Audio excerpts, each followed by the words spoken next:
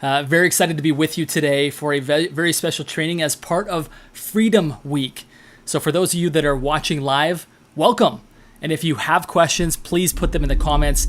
If by chance you are listening to the podcast afterward, I would encourage you to reach out if you have any questions or any ways that I can help you. Find me on any social media and DM me. Today's episode is going to be all about how we gain freedom. I was, over the past 300 plus episodes of the Think Bigger Real Estate Show, I've observed that you do not have to choose. You do not have to choose between having a very successful business and also having a lot of quality of life. Let me take you back to a story. I was interviewing a gentleman who owns a very large financial planning advisory business. And he said his sole purpose is for him and all of his advisors to be expert, not just at living, but also at teaching three main areas. He calls them the 3 I's. First of all, income. Hard to be able to live a very abundant life without great income. Secondly is independence, actually having freedom from your business. And then number 3 is to have impact. And he said, if you can get all 3 of those to align, you can really live an amazing life and you can help other people live an amazing life. So today's episode is going to be all about that. How do we help you to capitalize on the 3 I's? How do we be sure that you have not just success in the way the world portrays it, but actually significance in the sense that you actually also have the time to enjoy it. And all the while, you're pursuing something that really makes a great impact on other people. Anyway, very, very excited to be with you all here today going through these things. I've developed, again, as I've interviewed over 300 people on my podcast, as I build a number of businesses myself, I've identified what I call the 5 pillars of freedom. And today we're going to be going deep on exactly what those are. And I'm going to be drawing it out for you. And not only am I going to tell you what they are, but I'm going to help you to really understand and internalize the concept that you can't have one of them, or you can't have more than one of them be your focus. You have to choose one. And it's actually not difficult. It's actually it will be very clear when we're done which one you should be on, because you'll find a bottleneck. And the biggest limiting factor will be one of these 5. We're also then going to parlay into how do you structure your calendar to where it gets very easy to be sure that that one thing, that one pillar is your priority without neglecting everything else. So like I said, today we have a full training, lots of great information I'm going to be sharing with you, and I'm thrilled that you're here joining me. Again, if you have questions or comments, or if you find value in this, I would strongly encourage you to speak up. Those that speak up are those that learn along with me. They aren't just observers and consumers of content, but they're actually people who begin to create content in and of themselves. So again, with that being said, excited to be with you. Let's get rocking and rolling. Okay. Now, for those of you that can see my screen, you're going to see that I'll be drawing them out for you. Let's start with number 1. Number 1 is getting the business. This is pillar number 1. I have had the chance to spend a fair amount of time with Grant Cardone. Many of you know him. Kind of an abrasive personality. There's things I like about Grant. There's things I don't like about Grant. Beside the topic, the man has created a billionaire wealth and is creating millionaire wealth for lots and lots of other people. So regardless of whether or not you like his personality, there's some things that we can learn from Grant. And one thing that Grant taught me is that revenue creates the space in which a business can operate.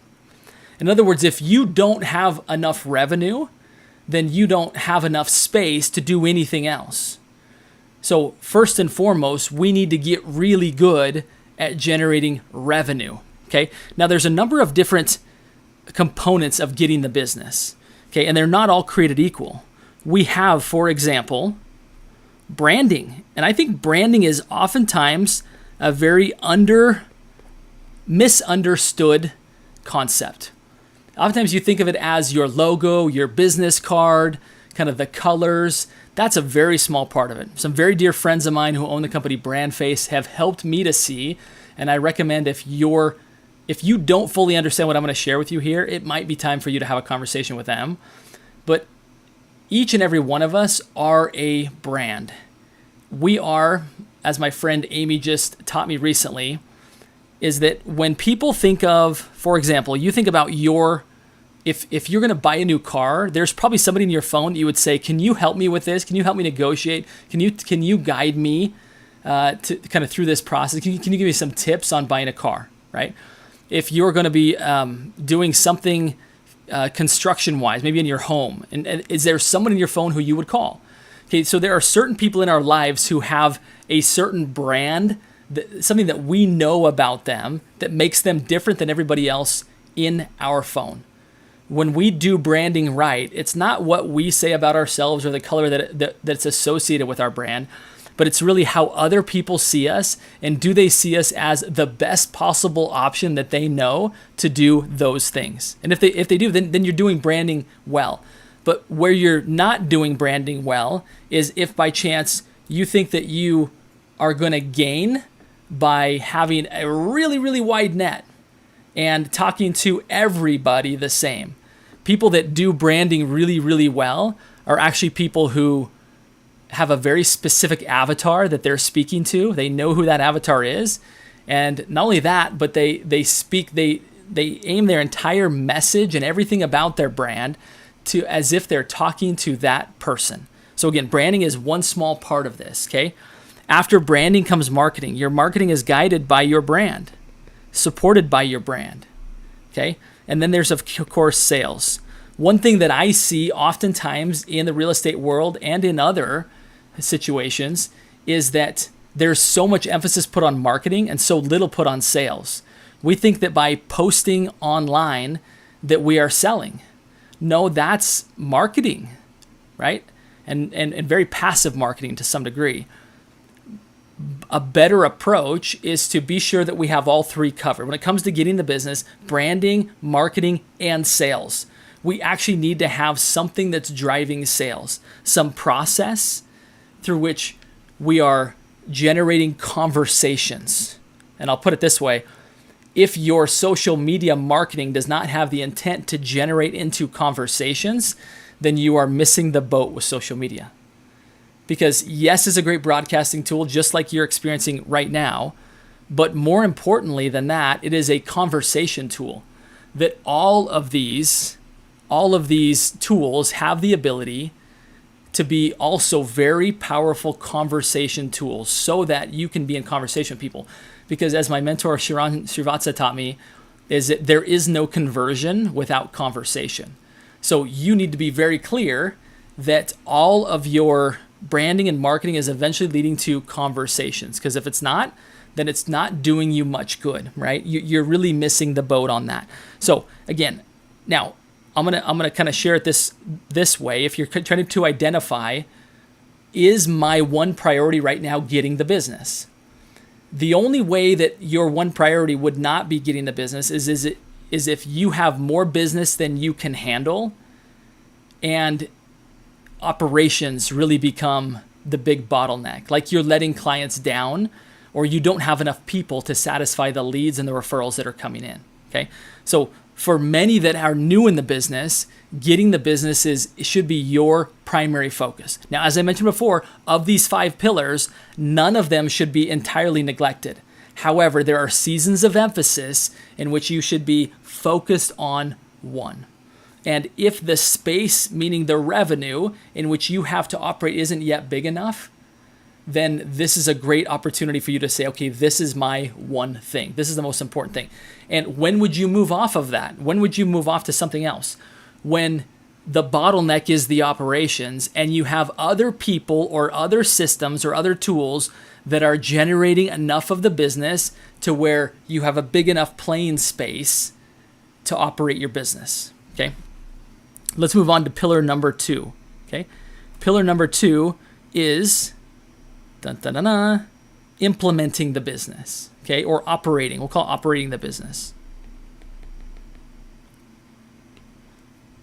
Okay.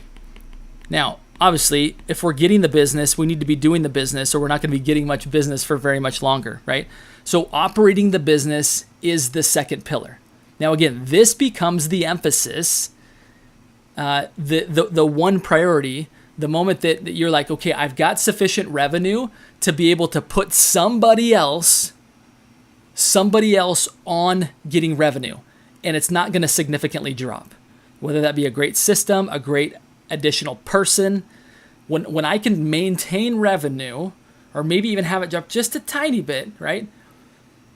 In fact, I would not even say that. As long as you can continue to grow revenue and not have it be you, then your focus can move to operations. Okay, that's when you would move your focus from one pillar to the next. Or if operations are actually sabotaging your ability to get business. Okay, so if you're unable to get the business because your operations are really poor, then that becomes the focus. But obviously, operating the business is everything from when a customer says yes to when transactions complete, right? Then those people fall back into marketing because you're marketing them for future referrals. So getting really good at having great operational systems in place to be able to do the business at a high level, that's pillar number 2. Pillar number 3 is to account for the business.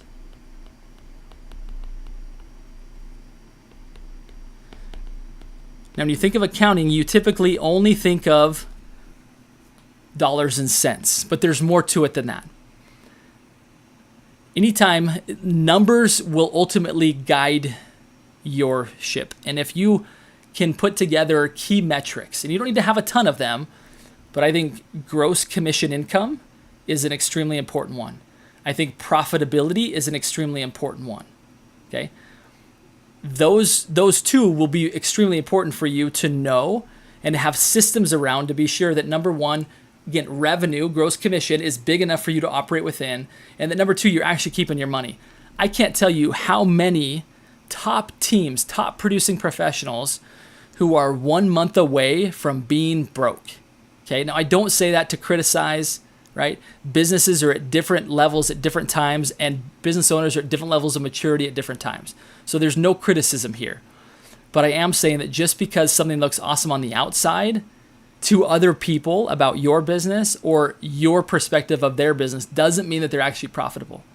Okay. So having a key system around ensuring that you are consistently watching your revenue, watching your profits is critical, because it gets really hard to have a business of great impact and great independence if you don't actually have a profit. A profit allows you the ability to invest back into the business and hire people that can continue to grow the business without it being you, okay?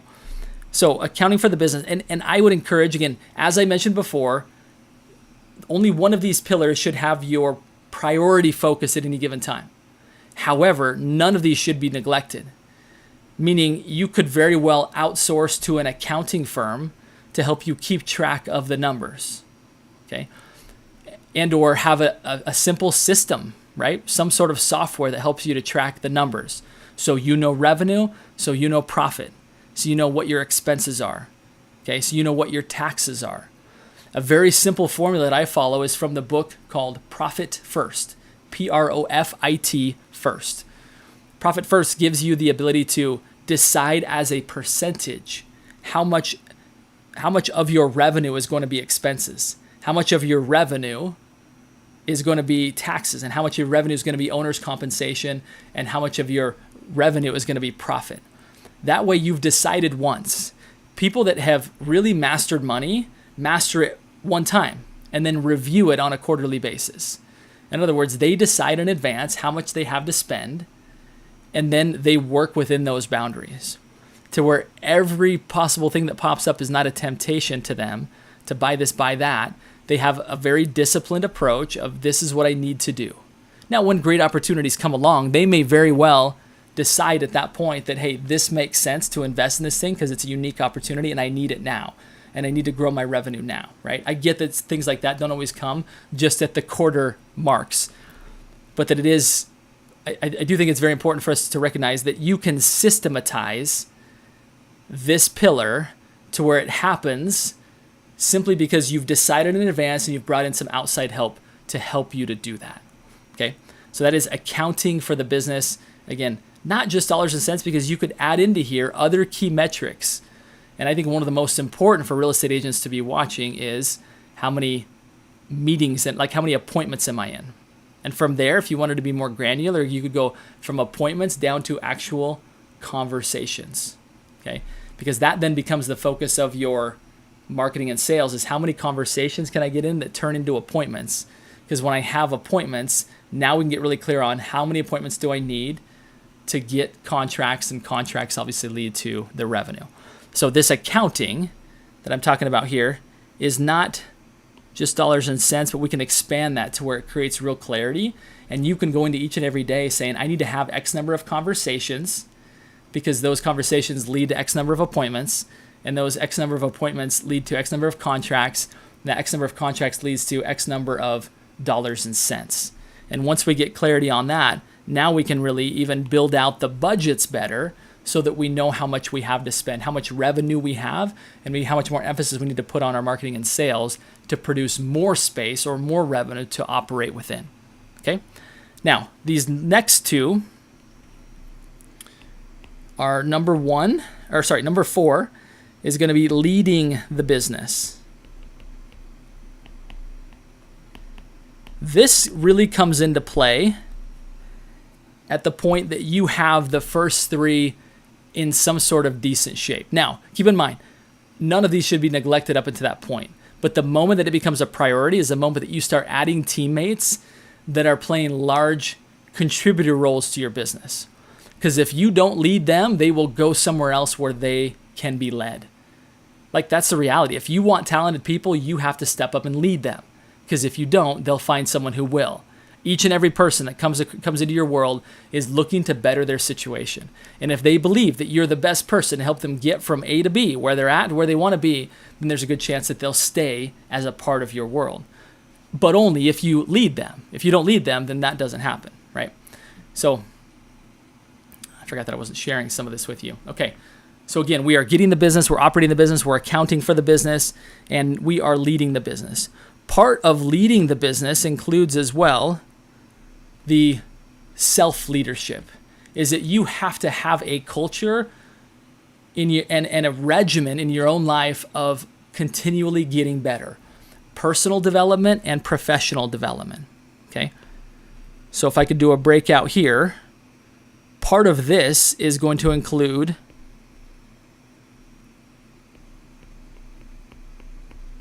personal development, professional development, not just for you, but for the teammates that you serve. And then it's also going to be team and culture development.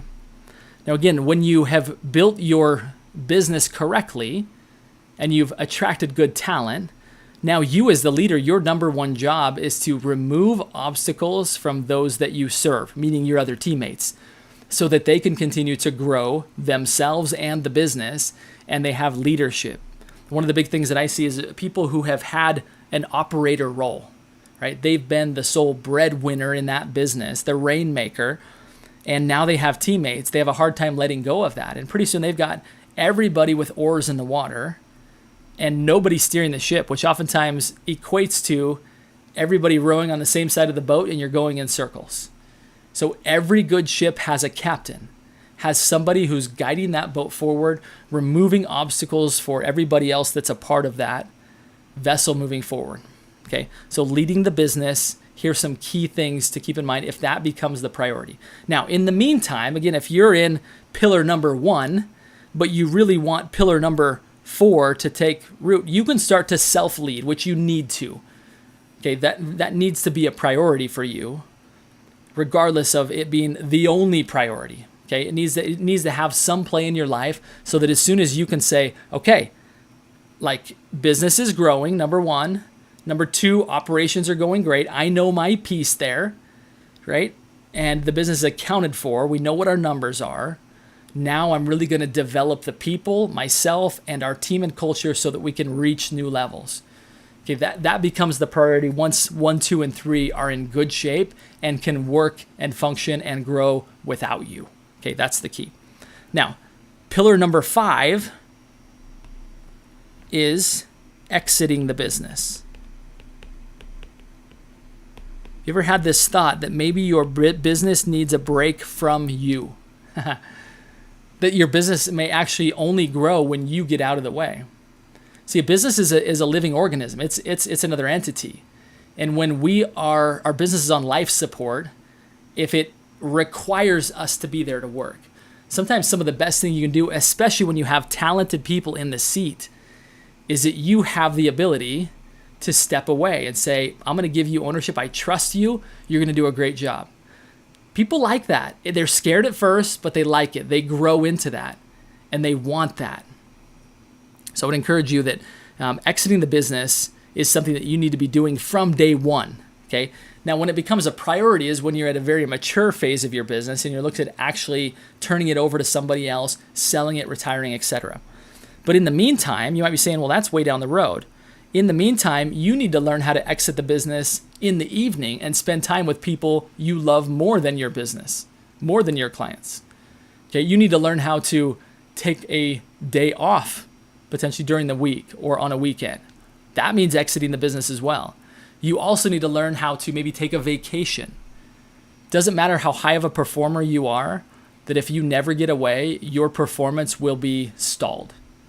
Like, you can't run a sprint pace, which is what's required to really excel in this market, at a marathon distance. You have to reward yourself. You have to take time to let go, to get away from it all.